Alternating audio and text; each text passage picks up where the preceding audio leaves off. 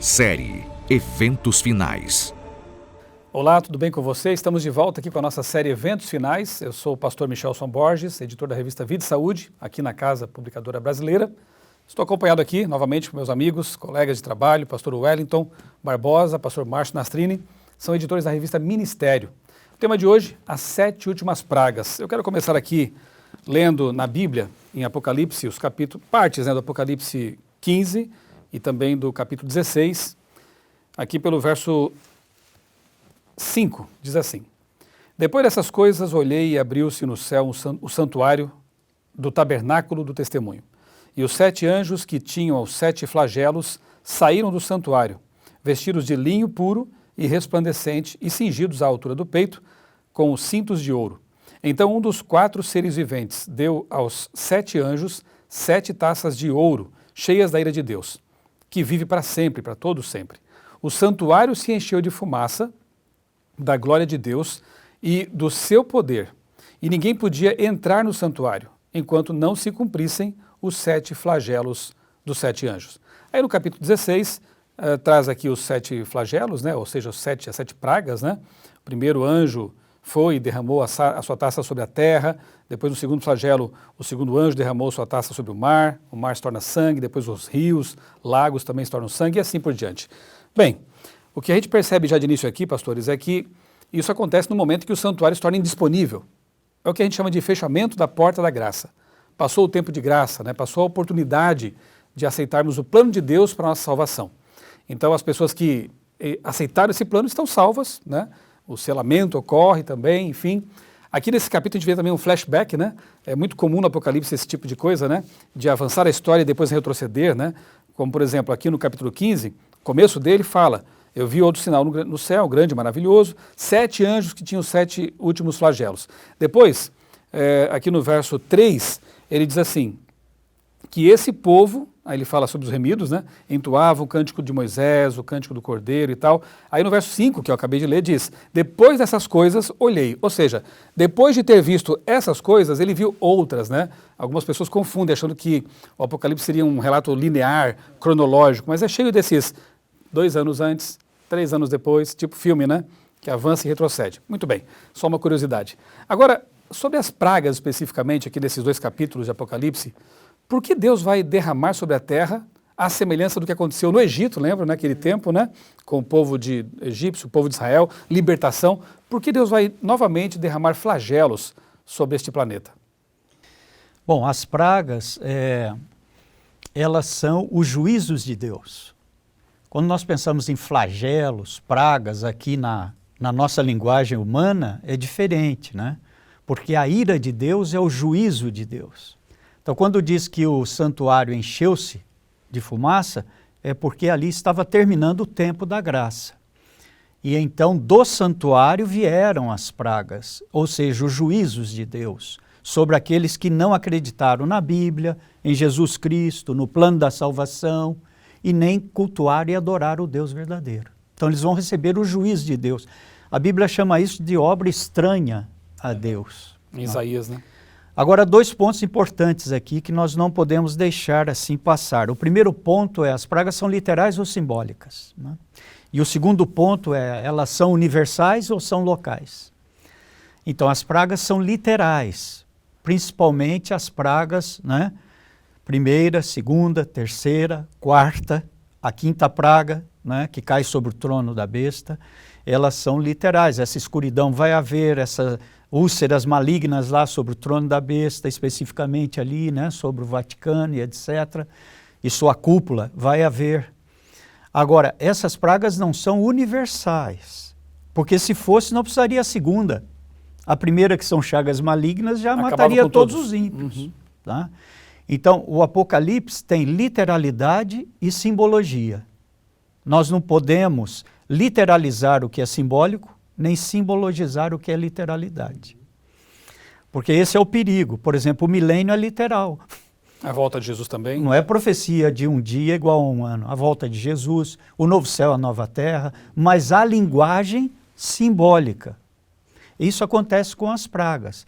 Por exemplo, aqui fala que o segundo derramou a sua taça sobre o mar, verso 3, 16, verso 3. Mar não é oceano. Você tem vários mares, mas você tem poucos oceanos no planeta Terra. Atlântico, Pacífico, Índico, são poucos oceanos. Mares você tem bastante. Então, isso quer dizer que elas serão locais, porque senão diria que derramou sua taça sobre todos os oceanos. Mas não está falando assim, né? Depois aqui nós temos que ver que a sexta praga, que vai dos versículos 12 a 16, é algo que tem linguagem simbólica, mas tem uma aplicação espiritual. É aqui a luta, né, entre o bem e o mal. Então, quando derrama a sexta praga, seca o rio Eufrates, nós temos que lembrar do Antigo Testamento, que para derrubar Babilônia, eles cavaram um desvio no rio Eufrates com Ciro e sua tropa persa e entraram e conquistaram. Assim a Babilônia, mística espiritual, vai cair também. O secamento do Eufrates será o quê? Será a retirada do apoio político-militar daquela Babilônia mística assim espiritual. Como o rio alimentava a Babilônia, Isso. esse poder que hoje alimenta a Babilônia mística vai cessar. Vai ser cessar. interrompido. Então, quando ruir esse tríplice poder, né, eles estarão sozinhos na Babilônia mística, ela vai ruir. E a sétima praga, ela vem como no ar, né? Então, parece que essa tem conotação universal, porque no fim da sétima praga cai pedras do tamanho de um talento, que seria 30 a 35 quilos. Agora, pastor, não pode durar muito tempo também, porque a gente percebe que lá adiante tem gente reclamando ainda das consequências de pragas lá do começo. Isso. Então, quer dizer, a coisa é rápida e não tem por que Deus estender também muito tempo esse momento que é uma obra estranha para Ele. Deus cria, Deus salva, Deus cura. Então, esse momento em que Ele vai deixar que os ímpios colham as consequências de suas escolhas vai ser uma obra estranha, porque para Deus com certeza vai ser algo que vai machucar seu coração, né? O Apocalipse antropomorfizando um pouco aqui a coisa, né? O Apocalipse usa a linguagem, por exemplo, de em 1 hora cairão suas pragas. Quando é período de menos de um dia em profecia, isso quer dizer rápido. Vai acontecer de maneira rápida. Então, alguns aí marcam, por exemplo, do fechamento da porta da graça até o livramento, serão 45 dias. Ou, pegando a profecia de Daniel 12. Outros querem marcar que do livramento até a volta de Jesus, mais tantos dias. Não. Períodos com menos de um dia em profecia, na interpretação do método historicista, quer dizer rapidez. Certo. E nós já estamos aqui já estudamos essa série aqui também, que qualquer marcação de datas posterior a 1844, ignore, né? Não tem duração de herético, tempo, né? E nem data, né? Exatamente. Temos apenas aproximações, né? Pastor Wellington, sobre essas pragas, o que você estudou e quer compartilhar conosco? Acho que é importante nós sempre nos lembrarmos, né, de que essas pragas elas são juízos de Deus sem misericórdia. Né? Algumas pessoas elas acham que as pragas elas já estão caindo. Então é importante, o pastor Nastrini já trabalhou esse conceito, né? Após o fechamento da porta da graça. Então, algumas pessoas, inclusive, enxergam, né? Olha, será que a Covid-19 é uma das pragas? Será que está relacionado? Não. O aquecimento global. O aquecimento global, né? Já havia até oceanos. Já havia até gente falando que quando o mar ficou, uma certa ocasião, vermelho por causa de algas, né? Algas vermelhas, né? Já estava aplicando, olha, essa é a praga do sangue. Exato. Não, então, né? não tem relação. Não tem relação. De fato, nós estamos percebendo que o mundo está entrando em convulsão. Mas isso ainda não são as pragas de Apocalipse 16. Elas só ocorrem depois do fechamento da porta da graça. Né? Esse é o primeiro ponto que eu gostaria de destacar. O segundo ponto que eu gostaria de destacar é que essas pragas, elas caem em um contexto em que as pessoas, né, em que os ímpios, eles estão no ápice, né, ou alcançando o ápice da sua maldade e da perseguição em relação ao povo de Deus. Né? Então, inclusive, a terceira praga, ela tem um detalhe interessante. Né? Depois que o anjo derrama a sua taça nos rios e nas fontes das águas, ouviu-se então o anjo das águas dizendo: Tu és justo, tu que és e que eras o santo, pois julgaste essas coisas, porquanto derramaram sangue de santos e de profetas. Também sangue lhes tens dado a beber. São dignos disso. Isso aqui é uma referência ao decreto de morte, né, que os ímpios eles assinam e querem colocar em prática em relação aos salvos. Então, eles não executam esse decreto. Mas Deus os julga como se eles já tivessem executado. Então vocês tiveram esse propósito no coração e vocês vão pagar como se vocês tivessem executado esse propósito, que é o decreto de morte contra os santos de Deus no tempo do fim. Por quê? Após o fechamento da porta da graça, Deus não vai permitir mais mártires. Morte de salvos. Não tem porquê. Né? Não tem porquê. Não tem porquê testemunhar mais. Exato. E aí nós temos um outro detalhe, né? Nós estamos olhando as pragas aqui sob a perspectiva dos ímpios, né? Os ímpios sofrendo. Mas precisamos nos lembrar que esse período não será um período fácil para os justos. Uma angústia a qual nunca houve. Uma angústia a qual nunca houve, um decreto de morte, né? Nós estamos falando aqui... Na época de Esther, que assinou o decreto para matar todos os judeus. Havia um Mordecai fiel à lei de Deus. E Deus interveio. Houve uma perseguição e Deus libertou o povo. Exato. É uma tipologia, né, do que vai exato. acontecer. Então nós não podemos nos esquecer disso. Ellen White, ela toca em três elementos, né? O povo de Deus no tempo do fim terá que saber lidar com a fome, a demora e o cansaço. O tipo de fé que terão que ter. Né? Então nós precisamos nos preparar desde já para esse período. E aí a importância, como nós já mencionamos em outro episódio, a importância da preparação espiritual, do derramamento do Espírito Santo, ao mesmo tempo que o Espírito Santo ele é retirado da terra no sentido de não haver mais conversões quando esses ímpios aqui são punidos, né, porque já se findou a graça, mas ao mesmo tempo em que o Espírito Santo não age mais no coração dos ímpios, no coração dos justos, ele é o que mantém está confortando o povo preparado, em pé, para receber o Senhor Jesus. Pastor, me permite só esse ponto aqui, que é tão importante, claro, tão bonito, claro. né? Há pessoas que pensam assim, se o Espírito Santo vai ser retirado da terra, então deverá haver uma geração de super-homens e super-mulheres, né? Impecáveis e que se mantêm em pé por si mesmos. É um grande erro, né? Nunca haverá um momento em que nós poderemos dispensar a atuação de Deus em nossa vida, né? E Jesus prometeu, estarei com vocês todos os dias até a consumação, até a vinda dele. Então, isso é importante. O Espírito Santo é retirado da terra, no sentido de que ele não vai mais agir tocando corações, porque os corações já se fecharam, já pecaram contra o Espírito Santo. Só que como você pode pensar num Deus onipresente, que está em todo o universo e fora dele, não estando em algum local do universo? Então o Espírito Santo está aqui, sim, com o seu povo, com os salvos, né? Porém não agindo mais no sentido de ser um poder refreador. Então os anjos vão soltando os ventos, Satanás vai tendo mais acesso, tendo mais poder de atuação. Então as calamidades, furacões, terremotos e coisas assim passam a acontecer com mais intensidade. E tem um ponto também que eu não quero esquecer, para depois de devolver a palavra, é que há pessoas que pensam que vão escapar dessas tribulações, né? São aqueles dispensacionalistas que, não, a igreja vai ser arrebatada antes disso, né?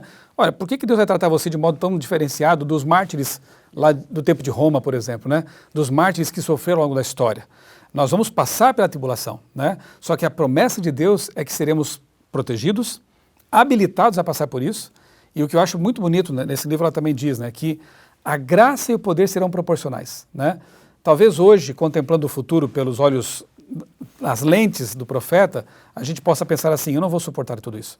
Claro que alguns até vão dormir antes, né? Vão ser tirados por misericórdia.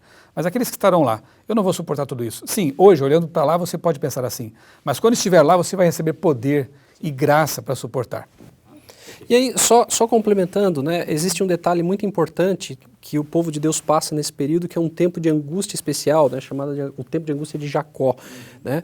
Será que algum pecado não foi confessado? Será que a minha condição diante do Senhor está ok? Né? Como é que está a minha vida?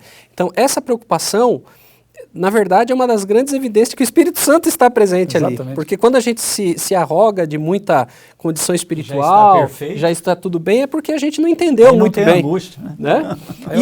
E aí eu gostaria de só fazer uma menção aqui muito importante, muito interessante, uma comparação.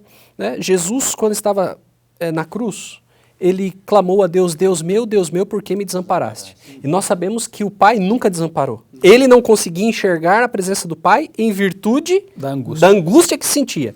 Então, essa angústia vai ser vivenciada pelos salvos no tempo do fim, né? Quando eles estiverem pensando, e agora, como está a minha condição diante de Deus? Nunca seremos abandonados. O Espírito Santo estará conosco. O Pai nunca tirará os olhos dele diante de nós. Ele nos quer salvos, e Ele nos fará salvos em nome de Jesus. Amém. Então as pragas não afetam os salvos? Não caem sobre eles? Não. Não.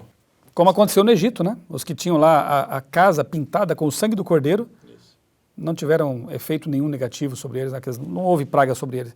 Então aqueles que aceitaram também o Cordeiro tiveram uma vida de comunhão com Deus, foram salvos pela graça, estão protegidos, né?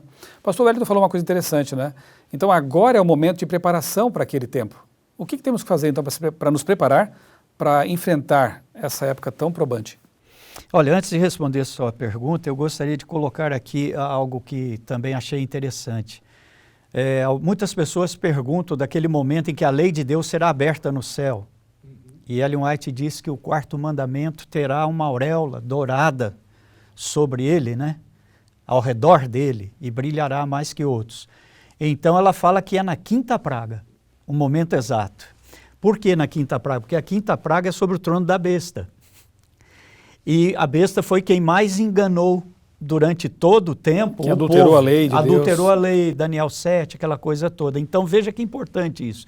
Ela diz que as tábuas vêm fechadas, uma sobre a outra, e a mão celestial segura e abre as tábuas no céu, e as pessoas olham, e o quarto mandamento do sábado brilha mais do que todos os outros.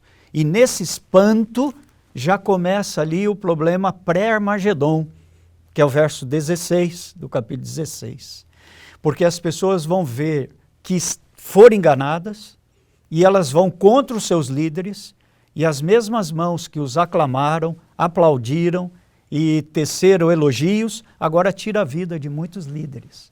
Então o sangue que será derramado, né, isso tem que ficar claro para os irmãos, não há batalha entre justo e ímpio, mas é ímpio, angustiado, não é? Irado, porque foi traído, na verdade, tirando a vida de alguns líderes religiosos. Tá? E o segundo ponto muito importante aqui é que ela menciona que esse fato da secagem do rio Eufrates é que acontece hoje já um preâmbulo disso. O clímax é lá, no Armagedon. Porém, hoje você já vê denominações fazendo curas, milagres, sinais. O pentecostalismo, o neopentecostalismo é o espiritismo e o espiritualismo dentro do protestantismo, que se tornou pentecostalismo e neopentecostalismo, entende? E nós às vezes estamos esperando esses sinais e prodígios acontecerem só lá. Mas não, assim como entre os 7 selos você tem capítulo parentético e interlúdio, aqui você tem um interlúdio também na sexta praga, porque nós já temos reminiscências disso acontecendo com essa questão do espiritismo dentro do protestantismo, que é a besta, o falso profeta, não é? E o dragão unidos. Agora o clímax é o Armagedon. Agora só pontuando aqui, né? Essa obra é a obra dos 3 espíritos imundos semelhantes a rãs, que é uma contrafação das 3 mensagens angélicas. E da Trindade. E da Trindade também, né? Bom, como o nosso tempo está se esvaindo, né? Eu quero responder a pergunta que eu lancei. Para que você esteja em pé quando Cristo voltar e quando as pragas começarem a cair, esse tempo de provação terrível do qual ninguém escapará, a menos que morra antes, né? Que seja recolhido talvez por Deus antes, você precisa manter agora uma vida de comunhão consistente com Deus. Você precisa ter momentos de oração, de estudo da Bíblia. Quem sabe começar a estudar esse livro aqui, Eventos Finais, junto com a Bíblia, porque ele é baseado na Bíblia, para você fortalecer sua fé e saber o que vai acontecer, para não ser pego de surpresa. Que Deus abençoe grandemente sua vida. Fica aqui o nosso abraço e até o próximo programa.